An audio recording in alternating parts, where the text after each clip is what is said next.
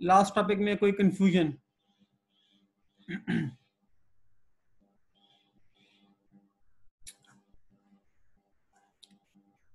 चलो ठीक।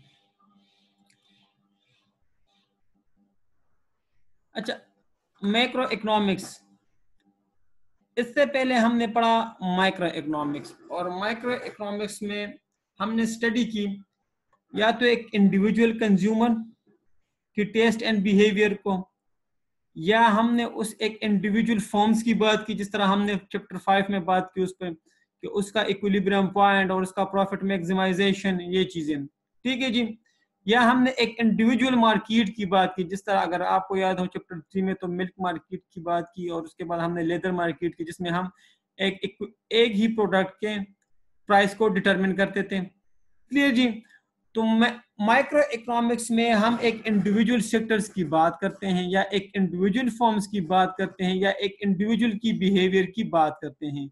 जिस तरह हमने यूटिलिटी में बात की तो उसकी एक इंडिविजुअल की यूटिलिटी कब मैक्सिमाइज होगी, तो हमने एक इंडिविजुअल यानी एक सिंगल की बात की।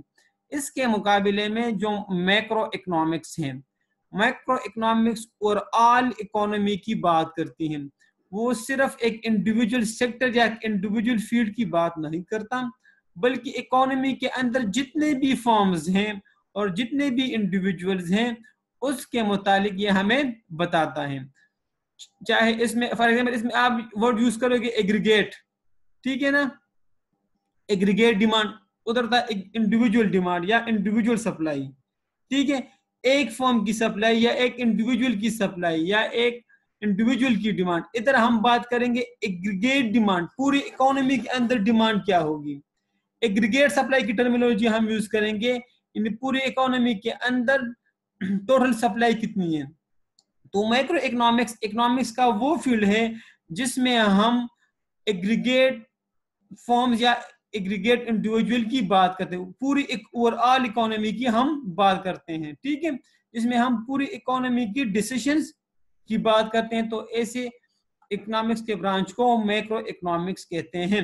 इसमें देखिए हम पढ़ेंगे इन्फ्लेशन पूरी इकोनॉमी की, इसमें हम aggregate demand aggregate supply in पूरी इकोनॉमी की। इधर हम एम्प्लॉयमेंट लेवल की बात भी करेंगे कि पूरी इकोनॉमी के अंदर एम्प्लॉयमेंट लेवल क्या है, ठीक है। हालांकि ये माइक्रो इकोनॉमिक्स में आपने ये नहीं सुना होगा, ठीक है। तो जब हम पूरी इकोनॉमी की बात करते हैं तो फिर हमारे पास आ जाते हैं मैक्रो इकोनॉमिक्स के डिफिनीशन में। क्लियर जी।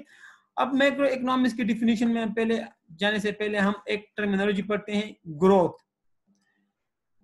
इकोनॉमिक ग्रोथ क्या, ठीक है। मैक्रो इकोनॉमिक्स के ऑब्जेक्टिव्स क्या हैं, ठीक है जी। हम मैक्रो इकोनॉमिक्स क्यों पढ़ते हैं, ठीक है। ये इकोनॉमिक ग्रोथ की डिफिनीशन ये भी आगे आ जाएगी इंशाल्लाह। हम मैक्रो इकोनॉमिक्स हम क्यों पढ़ते हैं, इसके ऑब्जेक्टिव्स क्या है या इसके रीजंस क्या है। क्लियर जी। तो ये सवाल इंपॉर्टेंट है और ये एक कई दफा ये आ चुका है, ठीक है, 4 नंबर के लिए। तो पहली बात कि हम इकोनॉमिक ग्रोथ इसलिए पढ़ रहे हैं कि हमें किसी इकोनॉमी की इकोनॉमिक ग्रोथ का पता चले, ठीक है जी, कि इकोनॉमी की ग्रोथ हो रही है कि नहीं हो रही है। अब इकोनॉमिक ग्रोथ क्या चाहिए, आपने ये टर्मिनोलॉजी कई बार न्यूज चैनल में सुनी होगी। इकोनॉमिक ग्रोथ जब भी किसी मुल्क के अंदर उनके रिसोर्सेज में कंटिन्यूसली इंक्रीज आ रहा हो, परसिस्टेंसली इंक्रीज आ रहा हो उनके रिसोर्सेज में, तो उसको हम कहते हैं इकोनॉमिक ग्रोथ। जब आई रिपीट, जब भी किसी मुल्क के प्रोडक्ट पोटेंशियल या रिसोर्सेज में कंटिन्यूसली इंक्रीज आ रहा हो तो उसको हम कहते हैं इकोनॉमिक ग्रोथ, ठीक है जी। This would increase the wealth of the country, यानी इकोनॉमिक ग्रोथ जो होती है वो लोगों की स्टैंडर्ड ऑफ लिविंग को बढ़ाती है, ठीक है, और मुल्क के अंदर रिसोर्सेज को भी इंक्रीज कर लेती है। तो पहली बात ये कि हम इसलिए पढ़ते हैं कि हमें इकोनॉमिक ग्रोथ का पता चले कि मुल्क तरक्की की तरफ जा रहा है, मुल्क में इंक्रीज के प्रोडक्ट पोटेंशियल में या रिसोर्सेज में इंक्रीज आ रहा है, और लोगों की स्टैंडर्ड ऑफ लिविंग यानी लोगों की जो मयारी जिंदगी है वो बेहतर हो रही है कि नहीं हो रही, उसको जो बुनियादी जरूरियात है, एजुकेशन, मेडिकल या शेल्टर वगैरह वो उनको मिल रहा है कि नहीं, उसकी मयार जिंदगी कैसी है। तो ये भी हम माइक्रो इकोनॉमिक्स में पढ़ते हैं और इसका मेन ऑब्जेक्टिव यही होता है जी। इकोनॉमिक ग्रोथ में कोई मसला? ये पहला ऑब्जेक्टिव है मैक्रो इकोनॉमिक्स का, कि हमें इकोनॉमिक ग्रोथ का बताता है ये।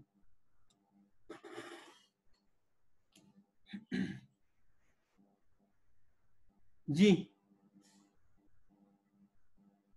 चलो ठीक है, बाकी भी कंफर्म।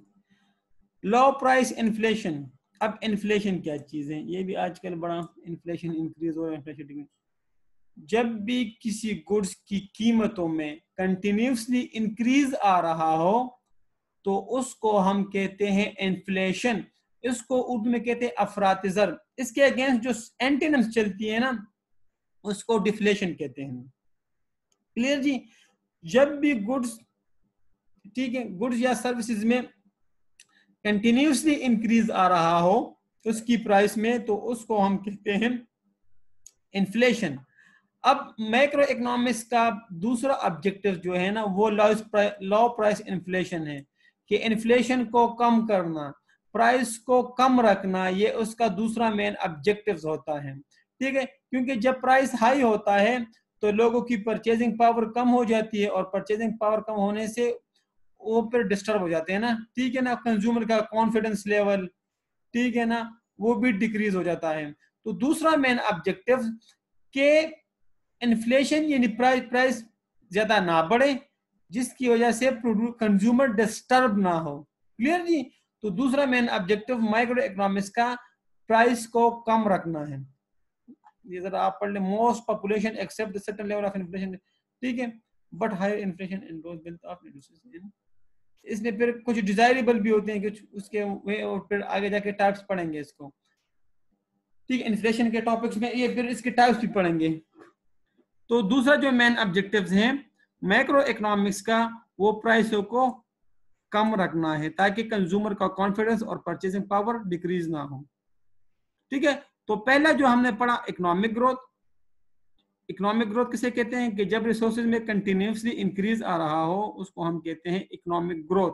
और ये मेन ऑब्जेक्टिव है मैक्रो इकोनॉमिक्स का। दूसरा जो ऑब्जेक्टिव है वो है लो प्राइस इन्फ्लेशन, कीमतों को कम रखना, ठीक है, ताकि कंज्यूमर का कॉन्फिडेंस ना गिरे और कंज्यूमर की परचेजिंग पावर ना गिरे। फिर इसके जो इन्फ्लेशन के जो है रीजंस और काजेस क्या है, इंशाल्लाह फिर आगे पढ़ेंगे हम। ठीक है, तो इधर ये दो पॉइंट्स आप जी, इन दो पॉइंट्स में कोई कंफ्यूजन?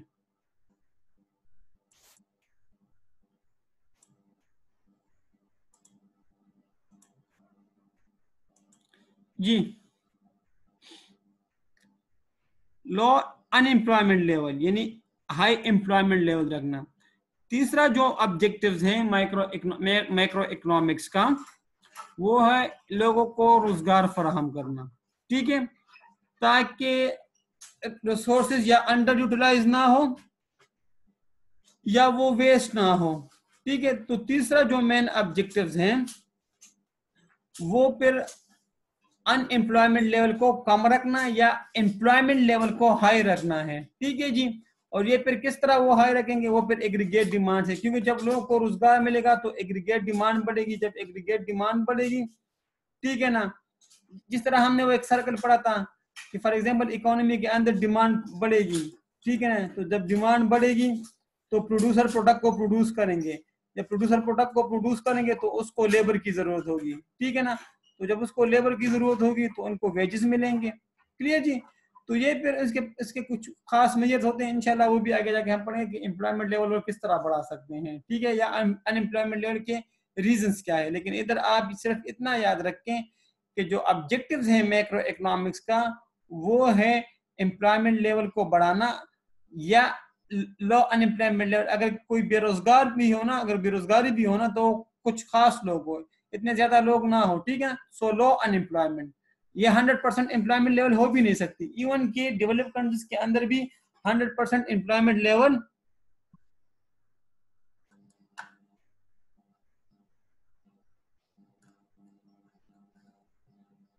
मैं आपको बताता हूँ। ठीक है, अच्छा, 100% एम्प्लॉयमेंट लेवल पॉसिबल भी नहीं है, ठीक है। इसको कहते हैं नेचुरल अनएम्प्लॉयमेंट, कुछ ना कुछ लोग अनएम्प्लॉय रहते ही हैं, ठीक है ना। तो इसके भी टास्क पढ़ेंगे, मैं आपको बताता हूँ जी। फॉर एग्जाम्पल इकोनॉमी के अंदर डिमांड बढ़ गई, लायकत, ठीक है जी। तो प्रोड्यूसर क्या करेंगे, प्रोडक्ट को प्रोड्यूस करेंगे। जब उन्होंने प्रोडक्ट को प्रोड्यूस करना है तो उसके लिए मटेरियल भी चाहिए और लेबर भी चाहिए। जब लेबर चाहिए उस प्रोडक्ट को प्रोड्यूस करने के लिए, ठीक है जी, तो वो लेबर को हायर करेगा, लेबर को एम्प्लॉय करेगा, ठीक है जी। जब वो लेबर को एम्प्लॉय करेगा तो उसके अगेंस्ट उसको क्या मिलेगा, रिवार्ड, क्लियर जी। जब रिवार्ड मिलेगा लेबर को तो लेबर के पास पैसे आएंगे। जब लेबर के पास पैसे आएंगे तो वो क्या करेगा, वो डिमांड करेगा, उसकी परचेजिंग पावर बढ़ जाएगी। लेबर के पास पैसे आएंगे तो परचेजिंग पावर बढ़ जाएगी और परचेजिंग पावर बढ़ के वो तो चीजों की डिमांड करेगा और इस तरह ये सर्कल चलता रहेगा, क्लियर जी। तो डिमांड होगी इकोनॉमी के अंदर, डिमांड कौन करेगा, डिमांड कंज्यूमर करता है। जब इकोनॉमी के अंदर डिमांड होगी तो प्रोड्यूसर वो प्रोडक्ट प्रोड्यूस करेगा। जब प्रोड्यूसर वो प्रोडक्ट प्रोड्यूस करेगा तो उसको लेबर चाहिए और मटेरियल चाहिए। जब उसको लेबर चाहिए तो वो लेबर को हायर करेगा। जब वो लेबर को हायर करेगा तो लेबर को अगेंस्ट रिवार्ड मिलेगा, पर ठीक है। जब रिवार्ड मिलेगा तो उसकी परचेजिंग पावर बढ़ेगी और जब उसके पास पैसे होंगे और परचेजिंग पावर बढ़ेगी तो उन चीजों की डिमांड करेगा और इस तरह ये सर्कल चलता रहेगा। तो लेकर इसी तरह ये डिमांड इंक्रीज करती है एम्प्लॉयमेंट लेवल। अब समझ आया, अब क्लियर है कि ना, बाकियों को भी एक कंसेप्ट है। तो ये इसको कहते हैं हम सर्कुलर फ्लो ऑफ इनकम, जो हमारा इसी ही चैप्टर में टॉपिक है, जो हम चैप्टर 1 में छोड़कर आए थे कि इंशाल्लाह इसको हम मैक्रो इकोनॉमिक्स में पढ़ेंगे। तो ये जो सर्कल है ना, ये वाला इंशाल्लाह आप इसको ना कहते हैं सर्कुलर फ्लो ऑफ इनकम, ठीक है। तो इंशाल्लाह ये इसी ही चैप्टर में हम पढ़ेंगे, शायद मेरे ख्याल से इसी चैप्टर में है, क्लियर भाई मेरे। तो ये था लो अनएम्प्लॉयमेंट। तो तीसरा जो ऑब्जेक्टिव है मैक्रो इकोनॉमिक्स का वो ये है कि लोगों को उसकी काबिलियत और सलाहियत के मुताबिक रोजगार मिले, कोई भी बंदा अनएम्प्लॉयमेंट ना रहे। हाँ, कुछ ना कुछ अनएम्प्लॉयमेंट होती रहती है, चाहे वो कोई भी मिले, कोई डेवलप्ड कंट्री क्यों ना हो, उसको हम कहते हैं नेचुरल अनएम्प्लॉयमेंट। नेचुरल अनएम्प्लॉयमेंट उसको कहते हैं कि कुदरती तौर पर कुछ लोग बेरोजगार होना उसको पसंद होता है भाई, ठीक है ना, वो बस बाप के पैसों पे वो नखरे करते हैं, ठीक है ना। तो वो बस उसको रोड मास्टरी और बेरोजगार है ना उसको अच्छा लगता है बस, ठीक है ना। तो उसको कहते हैं नेचुरल अनएम्प्लॉयमेंट, इंशाल्लाह ये भी हम पढ़ेंगे। तो अनएम्प्लॉयमेंट को कम रखना यानी एम्प्लॉयमेंट लेवल को हाई रखना, इसका तीसरा मेन ऑब्जेक्टिव है। एक है इक्विलिब्रियम बैलेंस ऑफ पेमेंट, ये भी आजकल आप बड़ा सुनते होंगे, बैलेंस ऑफ पेमेंट हमारा ज्यादा है और बैलेंस ऑफ पेमेंट हमारा कम है और डिफिसिट में चला गया और सरप्लस में चला गया और ये वो, ठीक है। ये भी न्यूज वगैरह में बड़ा अखबारों में ये टर्मिनोलॉजी आजकल आती रहती है क्योंकि बजट के सीजन है ना।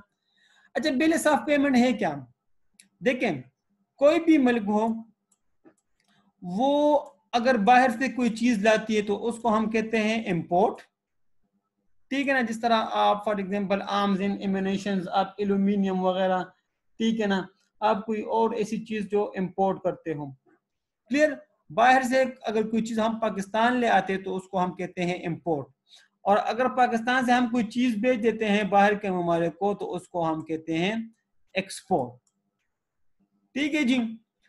जब आपकी इंपोर्ट ज्यादा होगी आपकी एक्सपोर्ट से, जो आजकल की सिचुएशन है, क्लियर, यानी इंपोर्ट हमारी ज्यादा और एक्सपोर्ट हमारी कम, तो हम इंपोर्ट के बदले फिर जब हम चीजें इंपोर्ट करेंगे तो फिर क्या करेंगे, उसके अगेंस्ट पेमेंट करेंगे, यानी हमारे मुल्क से ज्यादा पैसे जाएंगे। फिर जब हम चीजों को लाएंगे तो जिस मुल्क से हमने ये चीजें इंपोर्ट की हैं उसको हमने पेमेंट करना है, ठीक है जी। और जिस मुल्क को हमने एक्सपोर्ट की है चीजें तो वो मुल्क हमें क्या करेंगी, वो फिर हमें पेमेंट करेंगे तो वो हमारे लिए रिसीट्स हो जाएंगे, ठीक है। वो आपकी अकाउंटिंग की जुबान में कि ये हमारे लिए एक्सपेंस और ये हमारे लिए रेवेन्यू, क्लियर जी।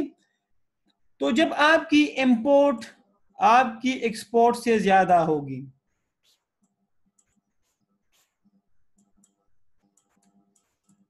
क्लियर जी, और या आपकी एक्सपोर्ट आपकी इंपोर्ट से ज्यादा, या इन अदर वर्ड्स आपकी एक्सपोर्ट कम है आपकी इंपोर्ट से।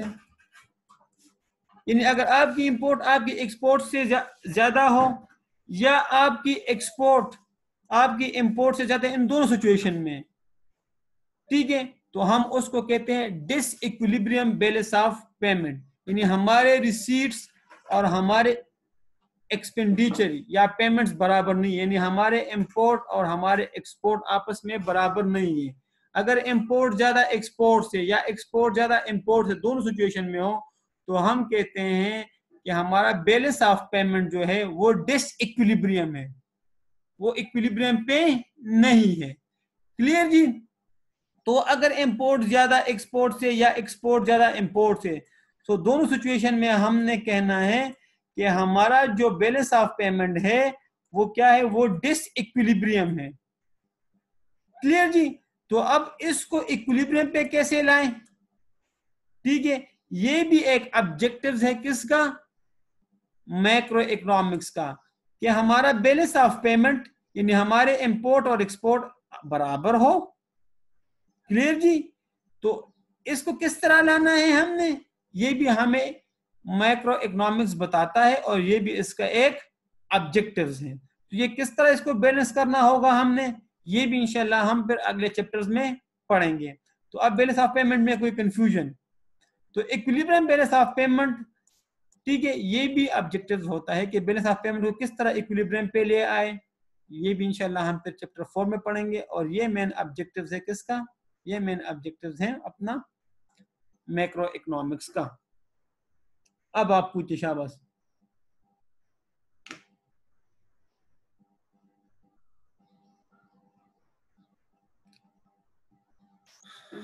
तो बैलेंस ऑफ पेमेंट में अभी कंफ्यूजन क्लियर कि बैलेंस ऑफ पेमेंट है क्या चीज? आपके इंपोर्ट और एक्सपोर्ट का ये मतलब, जिस तरह की आपकी बैलेंस शीट होती है ना, इस तरह तख्ता, ये एक स्टेटमेंट होती है जिसमें आपकी इंपोर्ट लिखी होती है और आपकी एक्सपोर्ट लिखी होती है। तो अगर आपकी इंपोर्ट ज्यादा है आपकी एक्सपोर्ट से, तो हम कहते हैं कि हम डिफिसिट में चले गए, और अगर आपकी एक्सपोर्ट ज्यादा है आपकी इंपोर्ट से, तो हम कहते हैं कि हम सरप्लस में चले गए। लेकिन दोनों सिचुएशन में वो डिसइक्विलिब्रियम होता है। लेकिन उसको इक्विलिब्रियम पे कैसे लेना है, ये ऑब्जेक्टिव है मैक्रो इकोनॉमिक्स का, और ये इंशाल्लाह ये भी हम पढ़ेंगे अगले चैप्टर्स में। तो इन 3-4 पॉइंट में ये एक दफा आया था, दो दफा, कि मैक्रो इकोनॉमिक्स से ऑब्जेक्टिव्स क्या है 4 मार्क्स के लिए। तो काइंडली इसको आप देखें, ठीक है जी। अगर टाइम आप लोगों के पास है तो कम से कम यार हेडिंग तो देख लेना। तो जी अब आप पूछिए, शाबाश।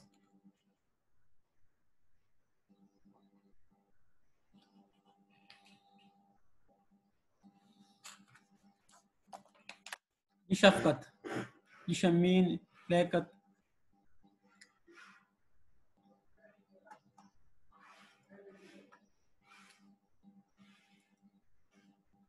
आर यू श्योर कि क्लियर है? चलो जी, ये फिर आप खुद पढ़ लें इसमें किस किस्म के क्वेश्चंस होते हैं और ये वो। अच्छा, अब हमने इकोनॉमी को किस तरह मेजर करना है, नेशनल इनकम को, ठीक है। अब नेशनल इनकम है क्या चीज, अब फिर इस नेशनल इनकम को मेजर करने के कुछ टेक्निक्स हैं, ठीक है ना, कि आपके उसको किस तरह मेजर करना है, तो वो भी इंशाल्लाह हम पढ़ेंगे। ये फॉर एग्जांपल ये ये ये और ये 5 टेक्निक। पहले हम पढ़ते हैं नेशनल इनकम, कि अब हमें किस तरह पता लगेगा कि हम पढ़ते हैं नेशनल इनकम भाई, नेशनल इनकम है क्या चीज।